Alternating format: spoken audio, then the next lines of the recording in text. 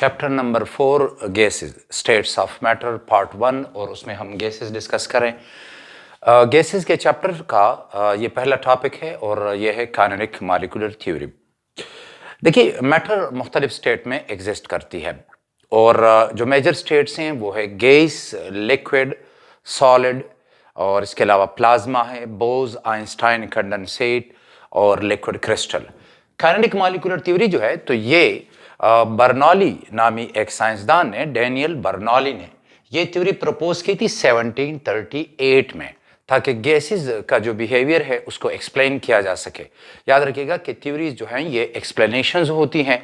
तो ये जो बर्नौली की जो थ्योरी है काइनेटिक मॉलिक्यूलर थ्योरी, उन्होंने इब्तिदाई तौर पे पेश तो की थी, लेकिन इस थ्योरी को फिर फर्दर डेवलप किया मुख्तलिफ साइंटिस्ट ने।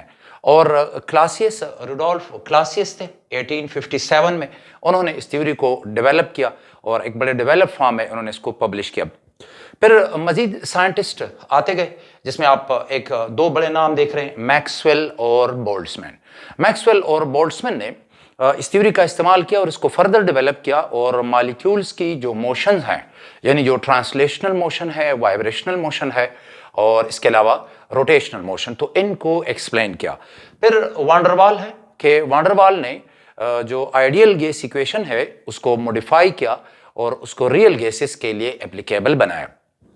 इस थ्योरी के जो मेजर पोस्टुलेट्स हैं तो वो क्या है, जरा देखिए। जो पहला पोस्टुलेट है, तो जो पहला पोस्टुलेट है वो हमें बता रहा है कि कंपोजिशन ऑफ द गैसेस जो है वो क्या है, यानी गैसेस होती क्या है, क्या किस चीज पे ये मुश्तमिल होती हैं। तो थ्योरी कहती है कि गैसेस जो हैं, जितनी भी गैसेस हैं, तो उनमें छोटे छोटे पार्टिकल्स होते हैं और ये पार्टिकल जो हैं ये मॉलिक्यूल्स या एटम्स कहलाते हैं, यानी इनकम्प्रेसिबल। यहां पे एक लफ्ज आप देख रहे हैं इनकम्प्रेसिबल, जिसका मतलब है कि जैसे कि ये मॉलिक्यूल है तो ये मॉलिक्यूल खुद सॉलिड इस तरह, मतलब इनकम्प्रेसिबल है, उस लिहाज से मैं सॉलिड कह रहा हूं। उस तरह गैस का जो मैटर का जो स्टेट है मैं उसकी बात नहीं कर रहा हूं। ये कहते हैं ये हार्ड स्फीयर्स होते हैं या हार्ड पार्टिकल्स हैं जिनको आप छोटा नहीं कर सकते प्रेशराइज करके। तो इसका मतलब यह है कि गैस का जो मॉलिक्यूल है, जो सिंगल मॉलिक्यूल है, वो इनकम्प्रेसिबल है और इस तरह बहुत सारे मॉलिक्यूल्स हैं, हर मॉलिक्यूल बजाते खुद इनकम्प्रेसिबल है। तो ये जो पार्टिकल हैं या तो फिर एटम्स कहलाएंगे, like for example noble gases में तो उसमें फिर एटम्स होते हैं। लाइक फॉर एग्जांपल आप कह सकते हैं कि ये हमारे पास है हीलियम है, तो हीलियम में फिर ये एटम्स होते हैं। लेकिन अगर आप लेते हैं फॉर एग्जांपल ऑक्सीजन तो उसमें फिर ये मॉलिक्यूल्स होते हैं। अच्छा, अब जो दूसरा पोस्टुलेट है वो ये कहता है कि वॉल्यूम ऑफ द गैस, इसके बारे में बात हो रही है। देखिए, गैसेस का दो किस्म का वॉल्यूम होता है।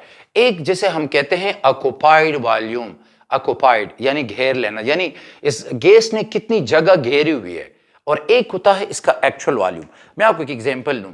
देखिए, ये मॉलिक्यूल्स हैं, इस वक्त मैंने दो लिए हैं, आप कंटेनर कंसिडर कर लें, एक मॉलिक्यूल इधर, एक इधर, फिर इधर, इधर बहुत सारे मॉलिक्यूल्स हैं। तो ये जो जगह है ये ऑक्युपाइड वॉल्यूम है। और अगर आप इन मॉलिक्यूल को प्रेशराइज करके ये करीब आते हैं तो अब ये जो जगह है, ये जो स्पेस इन्होंने ऑक्युपाई की है, इसको हम कहते हैं इसका एक्चुअल वॉल्यूम। मिसाल के तौर पे ये आप एक सिरिंज जो है वो देख रहे हैं, तो देखें ये खाली है, नीडल नहीं है इसका। तो देखें मैंने इसको हवा से भर दिया, मैं खींच रहा हूं तो इसमें हवा आ जाती है।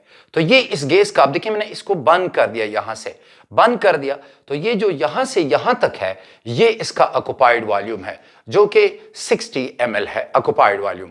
अच्छा, अब जो एक्चुअल वॉल्यूम होगा, मैं अगर इसे कंप्रेस करूं तो मॉलिक्यूल करीब आ जाएंगे, और तो आप इसको जितना मैक्सिमम कंप्रेस करेंगे तो जो बहुत छोटा सा स्पेस आता है, तो that is called actual volume या real volume.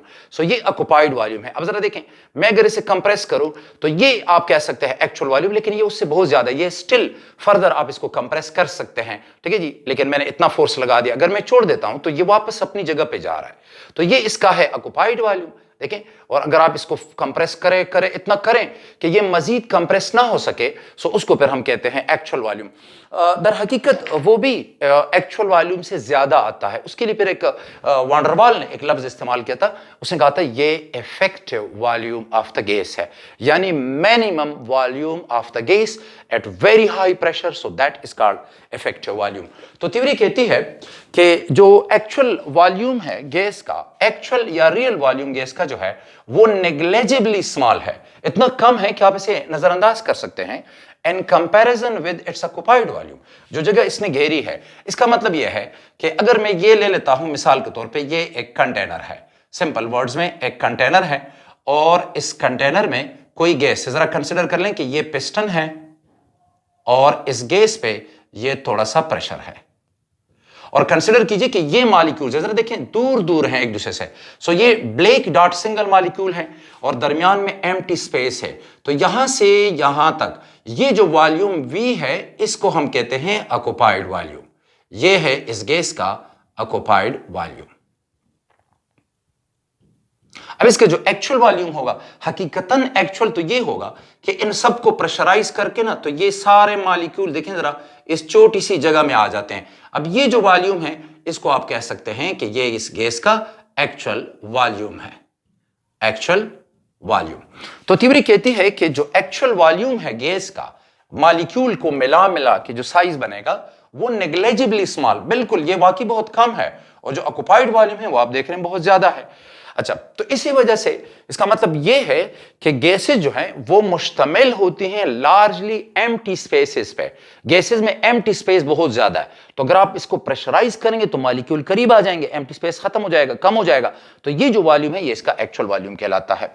Molecular motion theory ये कहती है कि मॉलिक्यूल जो होते हैं किसी गैस के, वो हमेशा रैंडम बेतरतीब हरकत में होते हैं, और एक मॉलिक्यूल जो होगा वो स्ट्रेट लाइन में जाता है until it collides with other molecule or with the walls of the container।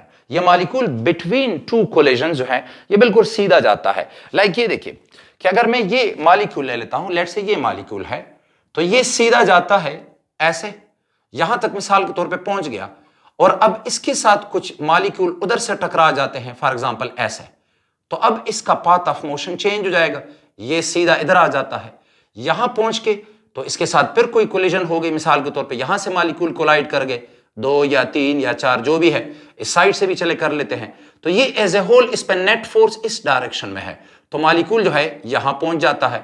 तो थ्योरी ये कहती है ये रैंडम मोशन है, बेतरतीब हरकत होती है, लेकिन यानी मॉलिक्यूल सीधा जाता है, लेकिन जब इसके साथ बाकी मॉलिक्यूल कोई कोलिजन कर ले एक या ज्यादा, तो इसका पाथ ऑफ मोशन जो है वो चेंज हो जाता है। अच्छा, नेक्स्ट जो है इंटरमॉलिक्यूलर फोर्सेस। देखिए थ्योरी कहती है कि गैसेस में इंटरमॉलिक्यूलर फोर्सेस नेग्लिजिबल हैं, बहुत कम है।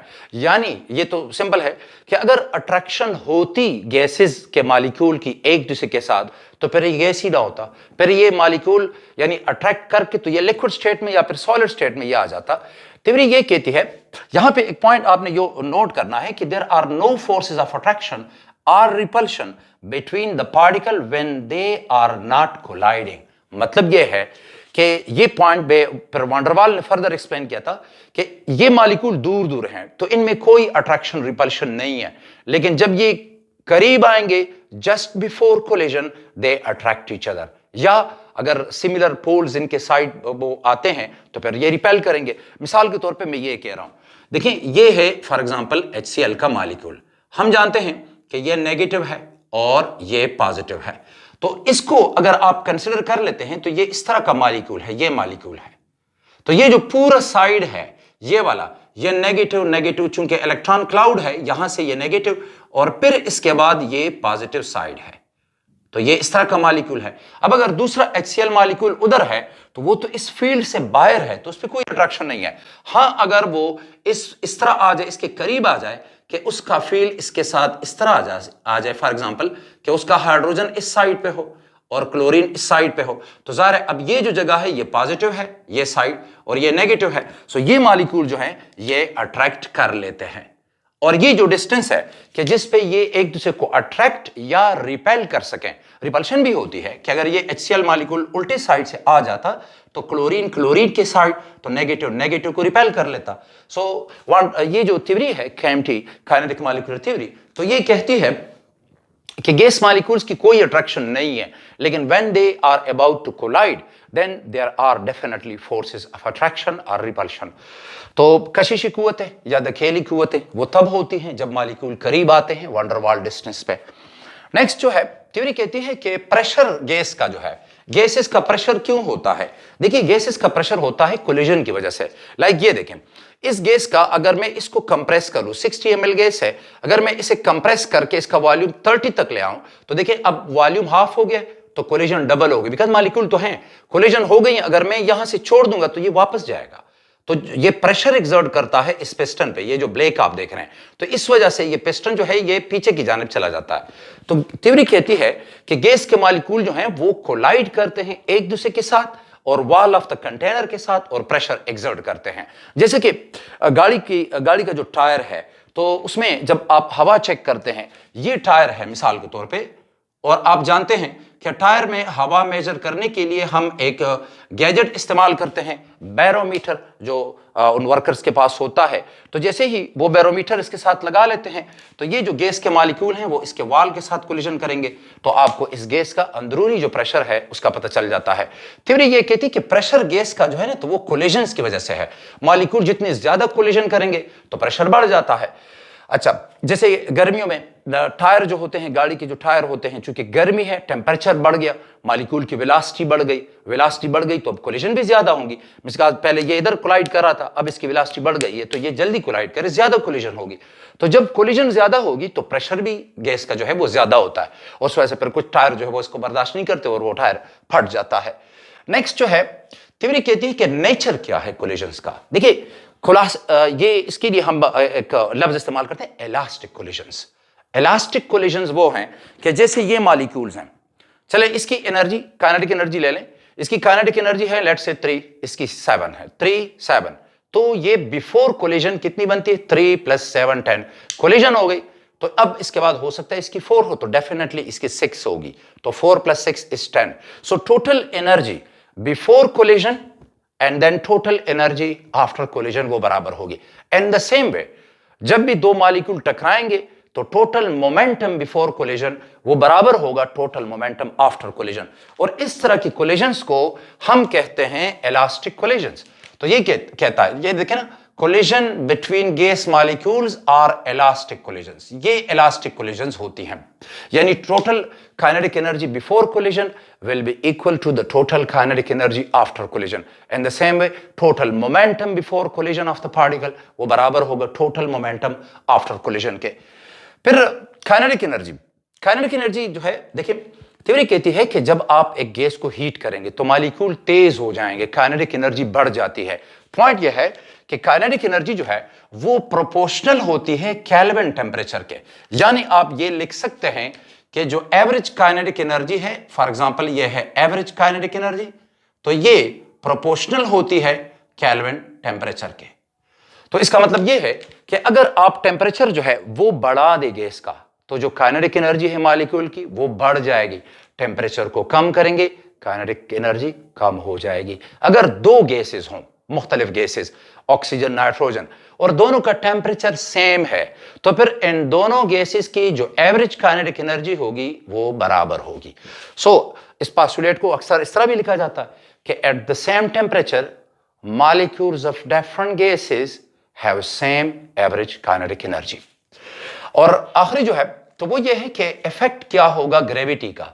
थ्योरी कहती है कि ये जो गैस है इसके मोशन पे ग्रेविटी का कोई असर नहीं है। ग्रेविटी ऐसा नहीं कि ग्रेविटेशनल फोर्स इसमें नहीं है, इस मॉलिक्यूल की m1 और जमीन m2 इनके दरमियान ग्रेविटेशनल फोर्स ऑफ अट्रैक्शन है, लेकिन चूंकि बहुत कम अट्रैक्शन है इस पे, तो इसकी वजह से मॉलिक्यूल का जो मोशन है वो चेंज नहीं होता। इसकी वजह से मॉलिक्यूल तेज नहीं होगा, इसकी वजह से ये मॉलिक्यूल स्लो नहीं होगा, और जो असर है एक्चुअली वो नेग्लेजिबल है, असर होता है लेकिन बड़ा नेग्लेजिबल है। तो हम लिख लेते हैं कि motion of a gas molecule is not affected by gravity.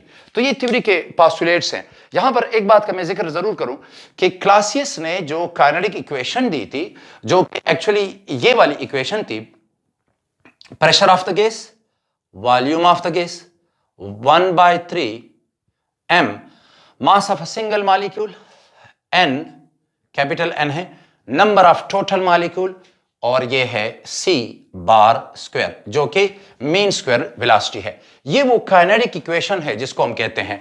तो इस काइनेटिक इक्वेशन से फिर जो गैस लॉज हैं, Boyle's law, Charles law, Avogadro's law, all of them, वो मैथमेटिकली इस इक्वेशन से डिराइव हुए थे।